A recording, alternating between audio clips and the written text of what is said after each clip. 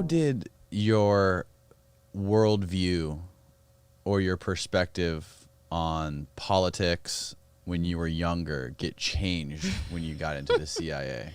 Because I believe on one of your podcasts, you talk about your parents were hippies when you grew up. Yes. And they raised you. You had a very liberal, progressive mindset Yes. before you entered the CIA. So my progression was my parents are very liberal, both of them still. And then I went to undergrad and I hung out with tons of people who were like left of liberal, they called progressive was the word. And I was very progressive. And then I went to law school.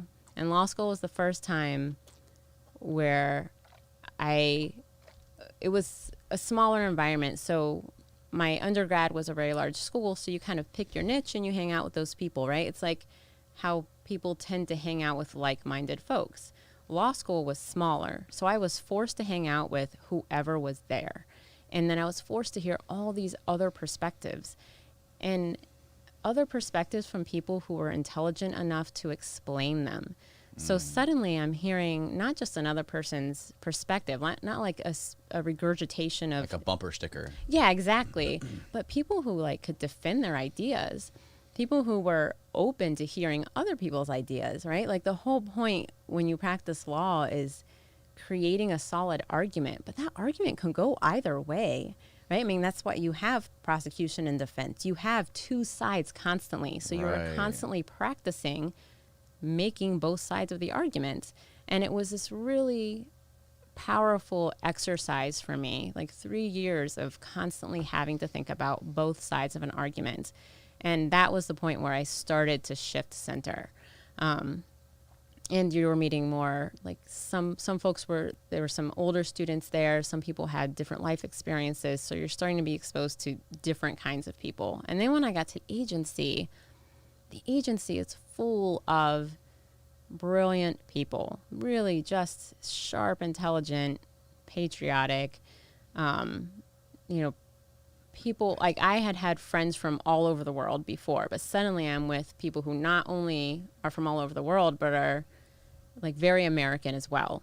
So I started getting this much broader perspective of government and government's role and how other countries are perceived. And I didn't agree with everything there. I mean, there are still some things where, I think it's really important for intelligence and diplomacy to be able to step into the shoes of another culture, of another country.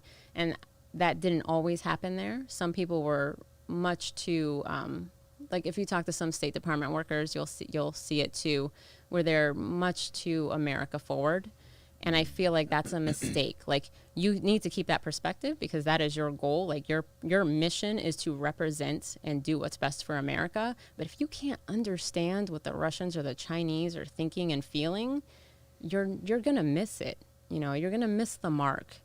So you have to understand motivations and vulnerabilities, and that's really the only way to do it.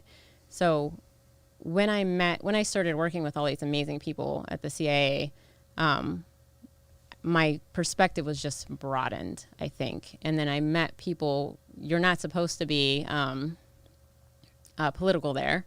And so there was much less. You're not supposed to be? No. Oh, okay. Yeah. I think any federal government agency is like that. You are supposed to represent the government.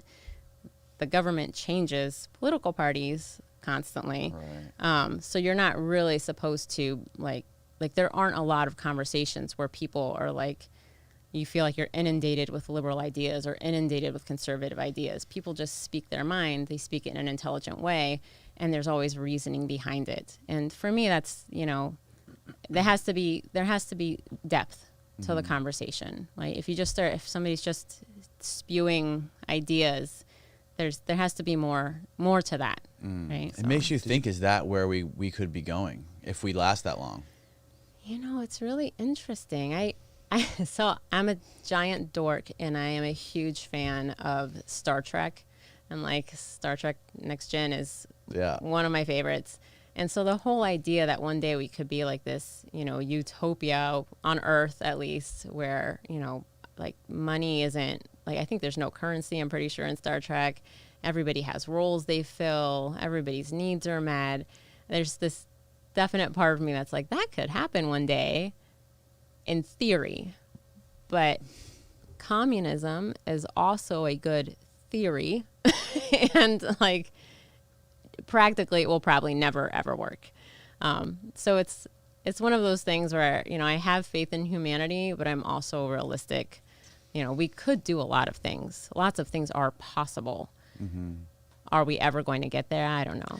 It would be, I mean, it just seems like the world would be such a better place if we didn't have this inherently tribal DNA. Yeah. Where we're just not, like we said, like I said earlier, like territorial apes with thermonuclear weapons. Yeah. And, you know, unfortunately, that's just what we are as human beings. And I can't see in the near future any way to get past that threshold.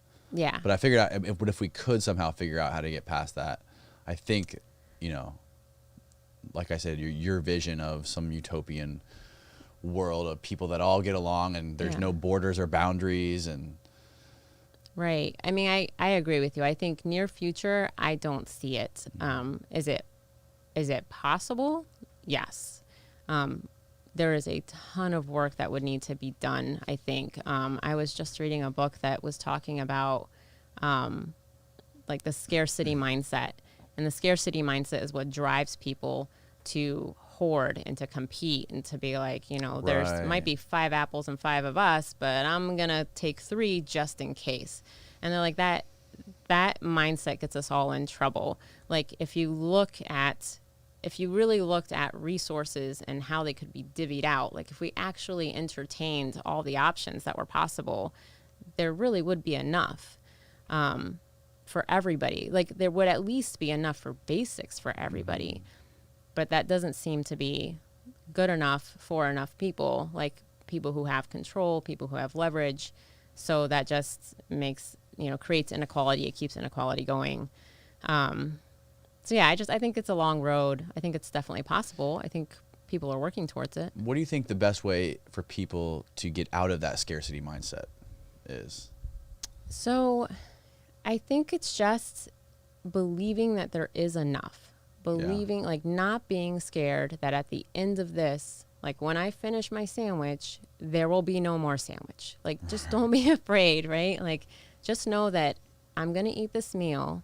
And by the time the next meal needs to come around, it'll be there. There's enough, right? Like maybe it's not going to be a steak and a giant baked potato, but it will be enough. Like you will eat, you will be fed. Mm-hmm. So just knowing, like investing money, right? Like don't hoard your money, like use it because there will be more on the other end. Like if you keep working and you keep moving forward, then you're not going to be without.